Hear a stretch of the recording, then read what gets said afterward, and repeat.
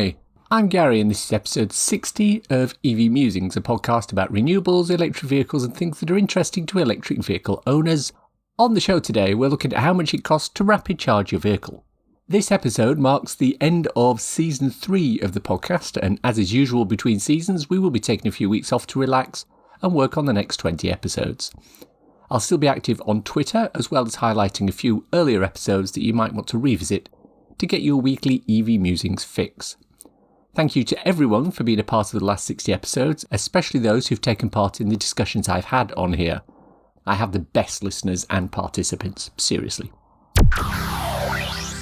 Imagine the situation. You're out driving in your EV. Because you didn't follow the EV Musing guide to trip planning like a ninja, you find yourself running out of charge. Luckily, you pull into the motorway service area and find out that there's a row of brand new Ionity high-powered chargers sitting there. Nobody's using them. Excellent. Then you plug in and start to charge, only to find out that you're going to have to pay 69 pence per kilowatt hour. What? That's almost twice what the next cheapest are charging, and actually more than you would pay for the equivalent range in petrol. So what's going on? Well, today on the podcast, we're going to be looking at the different pricing models charge companies use and how you can make sure you're paying the lowest price for your charging. Obviously, the cheapest place to charge your EV is at home, if you can. With time of day tariffs such as Octopus Go or Agile Octopus, you can get cheap electricity overnight to charge your vehicle. If you don't have the ability to charge at home, PodPoint run a network of chargers across the country that are available for free. Many Tesco stores now have these chargers installed. Just plug in, open the app, and confirm your free charge. But there are literally dozens of different charge companies across the UK and even more across the world that all seem to want to charge a different amount and a different method for their services. Some of these chargers are fixed price. For example, Instavolt charge 35 pence per kilowatt hour regardless. Some are speed dependent. For Polar, it's 40 pence a kilowatt hour for their high power chargers and 30 pence a kilowatt hour for their rapid chargers. Some have a connection fee. Genie Point charge 30 pence a kilowatt hour plus a connection fee which varies depending where the charge is located. Some of them bill different amounts for the same charge depending on whether you're paying via an RFID card or an app or via other methods. Alpha Power charge 25 pence a kilowatt hour for RFID card charges and 33 pence a kilowatt hour if you scan a QR code on their units. All of this makes it incredibly complicated to decide which chargers to use and how much your charge is going to cost you. Today, we're going to do a bit of a deep dive into charge costs and see what we can find out. Just as a note, all data on this podcast come from ZapMap or PlugShare. Obviously, if you can find somewhere that has a low fixed price per kilowatt hour regardless of how you pay, then this is ideal. PodPoint are the masters of this. Their fast chargers are free and their rapid chargers are only 23 pence a kilowatt hour. The only problem with PodPoint is availability. In the UK, the rapids are mainly located at larger Lidl stores and tend to be single unit installations, and this means they'll often be either in use or iced. If you don't mind paying a little more, then you need to be looking at Instavolt and Ingenie, or Osprey as they're going to be renamed. They charge a fixed rate of 35 pence for Instavolt and 36 pence for Ingenie for every kilowatt hour. They have contactless charging and a reasonable coverage of the country. With Instavolt, you'll generally get 2 or more chargers at each location. With Ingenie, you'll get 1 in most locations and 2 in some.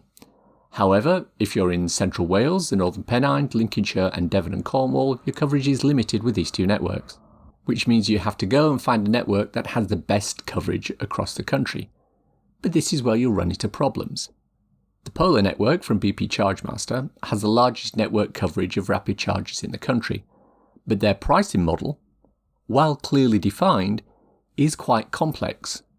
Basically, for a given charge, you can pay a different rate depending on the speed of the charger, the type of payment method, and whether or not you subscribe to their Polar Plus service. This means you could pay anything from 15 pence a kilowatt hour to 40 pence a kilowatt hour for a simple kilowatt hour of electricity. With Polar Plus, you get the lower rate, but there is a £7.99 per month subscription fee. The other issue with most Polar locations is that they're single unit. If you get there and it's being used, or worse, broken, you're out of luck and you'll need to go to your backup charger. You do have a backup charger, right? Next is the granddaddy of charging networks, Ecotricity. They work on a simple model of fixed price per kilowatt hour, 30 pence, but if you also get your home electricity from them, that halves to 15 pence a kilowatt hour. The problem with Ecotricity is that the current charges can be very hit or miss if you're using CCS, although the CHAdeMO connectors appear generally to be fine. Ecotricity are mainly located on motorway service areas and tend to have 1 or 2 units at each location. This will change, however, as we move forward, as Ecotricity and Tesla appear to have clubbed together to put in planning permission for combined charging areas in at least 3 motorway service areas. And this would provide anything from 8 to 12 Ecotricity chargers, the new Tritium ones, alongside 10 to 20 Tesla superchargers at each location. But now we're getting onto the area of high-powered chargers. Generally, companies such as Ecotricity, Engenie, Instavolt and PodPoint have chargers that are rapid, not high-powered, maxing out at around 50 kilowatt. Instavolt claims to have 125 kilowatt charging, but in reality that's a misnomer as they need 2 slower chargers linked together to provide that. Only their newer installations can do that, and not all of the newer installations are connected in that way. However, some of the other networks in the UK, such as Fastned, Ionity and Polar, now provide 150 kilowatt and higher charging. This is great if you're driving a larger batteried car such as an I-Pace, a Kona or an e-tron. The higher speeds will cut down charging times and free up chargers for other users sooner. Of the 3 networks I just mentioned, only one of them bills more for the faster charge than the others, and that's Polar. If you're paying contactlessly, the price jumps from 30 pence a kilowatt hour to 40 pence a kilowatt hour for the higher charge speeds. Both Fastned and Ionity charge a fixed price per kilowatt hour regardless of how fast the charge is. However, this charge can be quite high. Fastned charge 39 pence a kilowatt hour for their chargers, which can reach 350 kilowatts. It has to be said though, when Simon and I did our 1,000 kilometre journey around England, we stopped at the Fastned 350 kilowatt charger in Sunderland and managed a maximum of 30 kilowatts. Not so Fastned for us anyway. And that brings us back to Ionity. The Ionity chargers are open to everyone who drives a car running the CCS charging standard, but they've deliberately priced themselves very, very high. As several people on Twitter have said, it's almost like they don't want people to use their chargers. I think this is actually a true statement. I honestly don't want Joe Public using their chargers. That's why they deliberately price them so high. So who do Ionity want using their chargers? To answer that question, you have to look at why Ionity was created. And to answer that question, we have to start with Tesla. As anyone who drives a Tesla will tell you, the Tesla supercharger network is awesome. It's a string of well-maintained, high-powered, multi-station charging locations that offer free charging to Model S and Model X drivers, mostly, and low-price charging to other Tesla drivers. They charge 24 pence a kilowatt hour. This is billed automatically to the car and needs no app, card, or RFID fob. What that provided was a ready-made, simple, cheap way of guaranteeing Tesla owners would be able to charge their cars. It didn't rely on third-party charge providers. It didn't need some app or registration with a supplier to use, just plug and play. As a result, Tesla owners generally quote this as being a unique selling point for anyone wanting to buy a new Tesla. So when other non-Tesla EVs were being considered, a group of manufacturers decided they wanted to be able to provide similar charging functionality for their customers. Ionity is a joint venture of BMW Group, Ford Motor Company, Mercedes-Benz AG, and Volkswagen Group with Audi and Porsche. It's anticipated that drivers of vehicles made by those companies will be able to take advantage of the planned 400 Ionity charging locations across Europe. To do this, though, you had to have what's called an MSP, a Mobility Service Provider contract. Each motor manufacturer has a different MSP contract with different charging fees, but they all tend to be a monthly subscription and a cost per kilowatt hour. If you drive the Audi e-tron, for example, you can use Ionity chargers for 28 pence a kilowatt hour with a monthly subscription of a little under £17. That subscription may sound high, and it is, but if it's saving you 41 pence a kilowatt hour on your Ionity charging, it can pay for itself pretty quickly. in about one charge on the 71 kilowatt hour battery of the e-tron. If you're travelling around Europe in an e-tron, you can use the Ionity chargers, which are widespread across the different countries. There are currently a grand total of 9 locations in the UK and 5 more in Ireland. The UK locations generally have 4 or 6 chargers, so the chances of you not finding one to use are slim. So far, all the chargers we've talked about work on a fixed price per kilowatt hour. But that's not the whole story. If you start to go further afield, you'll hit a different type of pricing structure, the charge per minute. This is quite prevalent in places such as Norway and Sweden, but the US has also gone for this in quite a big way. Let's look at the Fortum network in Norway, for example. They charge 2.5 Norwegian crowns per minute for a 50 kilowatt rapid charge. But other providers in Norway charge 1.25 crowns per minute plus 2.9 crowns per kilowatt hour. That can add up to a pretty high bill fairly quickly, although it's still cheaper than petrol in Norway. A little bit further south in Sweden, there are 50 kilowatt chargers costing 2.5 Swedish crowns per minute. Across stateside, Electrify America is one of the bigger charging companies. Their charging works according to speed, and it's tiered as follows: $1 per session plus 99 cents a minute for 125 kilowatts or more, 69 cents a minute for 125 kilowatts down to 75 kilowatts, and 25 cents a minute at 75 kilowatts or less. These are rock up and pay prices. There is a Polar Light membership option which reduces the price per minute, but includes a monthly subscription charge. Now, if we look at these figures, it means that filling our imaginary 71 kilowatt hour e-tron from 10 to 80% on a 125 kilowatt charger will cost $26.74. When you look at that and you see Tesla pricing at 24 cents a kilowatt hour fixed rate with charging up to 250 kilowatts, you realise why Tesla has the US market sewn up when it comes to EVs. Even my 30 kilowatt hour Soul, which will take 17 minutes to go from 10 to 80% on a 125 kilowatt charger, would cost me $17.83, which is about £12.89 to charge. Compare that with an Instavolt charger that would cost £7.35, and you can see the rate is considerably higher. If I was to take the slower option of 25 cents a minute, the price would drop to $8.25, which is about £6.20. This is actually 15% lower than Instavolt, and what this indicates is that the American charge providers are looking at incentivizing people to charge slower rather than faster. Could this be so that they spend more time at a given location, which will usually have retail opportunities nearby? You may think that. I couldn't possibly comment. So far we've talked about paying for charging at the rates specified by the individual charge providers, but there is another option. There are networks that have sprung up that allow you to use a single RFID card across numerous charge providers. One example of this is NewMotion.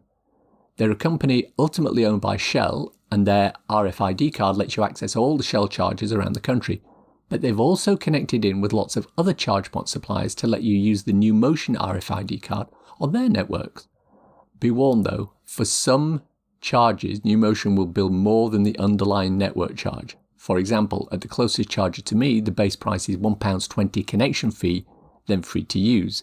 But if I use the NewMotion card, they'll charge me 43 pence a kilowatt hour. In this case, you're paying for convenience. So, to summarise, I did the calculations in an earlier episode that as long as the price per kilowatt hour of charging was less than around 63 pence, it was still cheaper to charge a car than pay for fossil fuels.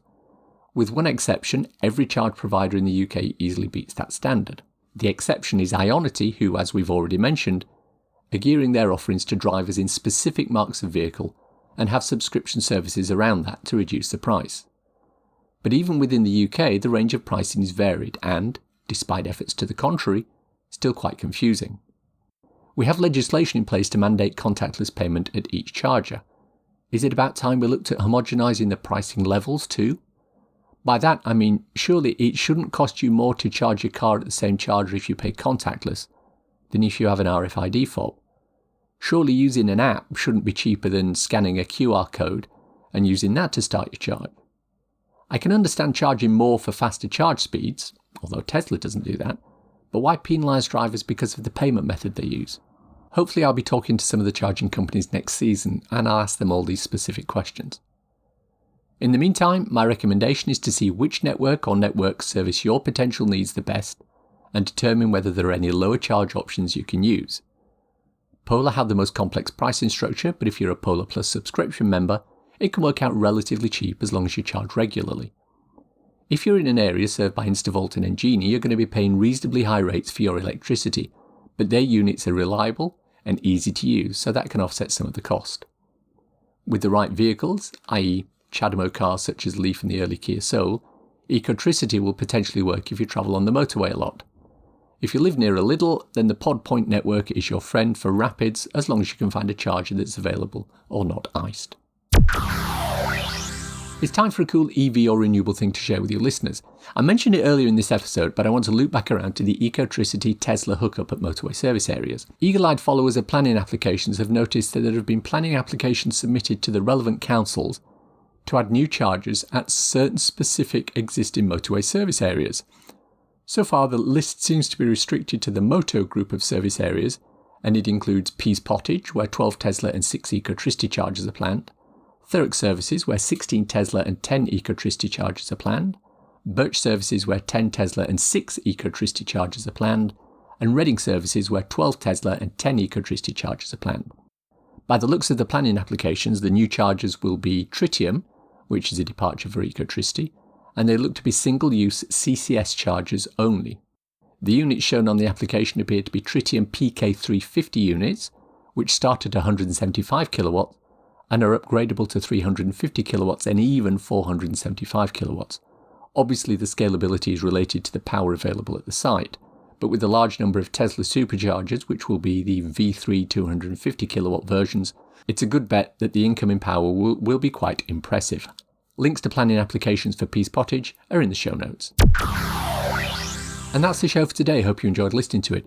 If you want to contact me, please use EV Musings' Twitter account, MusingsEV. If you want a quick reference ebook to read on your Kindle, I wrote a little something called So You've Gone Electric. It's available on Amazon worldwide for the measly sum of 99p or equivalent, and it's a great little introduction to living with an electric car. At the moment it's free on Kindle Unlimited or if you're in the Kindle lending library. Please check it out. Leave a review, let me know whether you liked it or not. Links for everything we've talked about in the podcast today are in the description. If you enjoyed this podcast, please subscribe. It's available on iTunes or wherever you get your podcasts. Please leave a review as it helps raise visibility and extend our reach in search engines. Remember, there's no new episodes of the EV Musings podcast for the next couple of weeks as we take our end of season hiatus, but we'll be back in October with brand new episodes. Thanks as always to my co-founder Simon. I was curious as to whether he was going to go to one of the Hearts EV meets this year in his cosplay of Elon Musk. When I asked him, he looked enigmatically at me and he said, "You may think that. I couldn't possibly comment." Thanks for listening. Bye.